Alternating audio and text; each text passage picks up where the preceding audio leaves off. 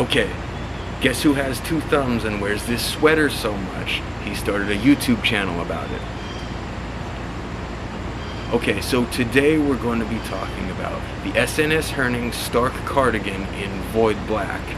Let's do it.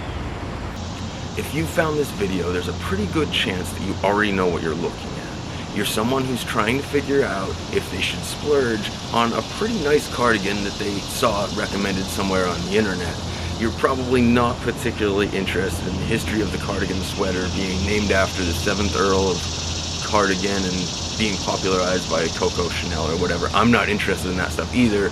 I'm just reading that off the Wikipedia. You're probably just trying to figure out if the Stark, is worth it. And I think the TLDR for most people is probably yeah. The reason that I wanted to review this sweater for this channel is because there's very few things in the fashion world that you could spend about $200 depending on the sale that you find, because there are a lot of sales pretty frequently, and get the best quality that exists on the planet Earth for an item. And the Stark is pretty much just that. The first thing you'll notice when you hold one of these things, and it'll probably be after you buy one if you're in the United States, because I'm not aware of any brick and mortar place that'll stock them. It's probably how three-dimensional the texture is. Like, really check this out. What I like so much about this is it's cool, but it's not like too much cool. And another thing is the weave is so tight, it's pretty hard wearing. Like, I've had this for about 4 seasons now and live in the thing, and there's no really loose strings or anything like that. If you want to get a sense of how good that is and how rare that is, think of pretty much any sweater you've owned, and chances are you've had some straggler strings that get caught on things or whatever. So merino itself is warm, but stay with me here, it's not what you would call typically warm to the touch, like a worsted wool or something like that you'd see in a Dehen 1920 sweater, a Filson sweater, Pendleton, Canada Cowichan. It's more of a cotton kind of feel, a slippery cotton kind of feel.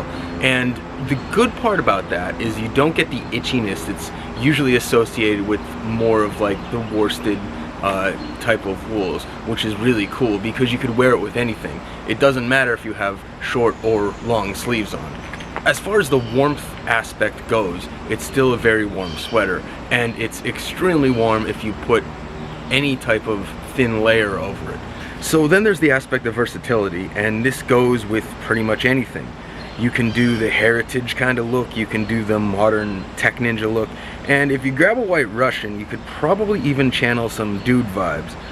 It literally goes with pretty much anything. And since it's mostly merino wool, it's going to regulate temperature pretty well. So one of those weird days when it goes from the 60s to the 30s, you'll probably be fine. And also, believe it or not, it tends to handle a little rain pretty decently too, because wool itself, especially so merino, doesn't get soaked very well. So my bottom line here is that I would give this piece an A overall. You'll have to pay a little bit more than you would for a J. Crew, Everlane, Banana Republic, you know, stuff like that. But it's well worth it from an investment standpoint. So what do you think? Let us know in the comments, and peace, my dudes.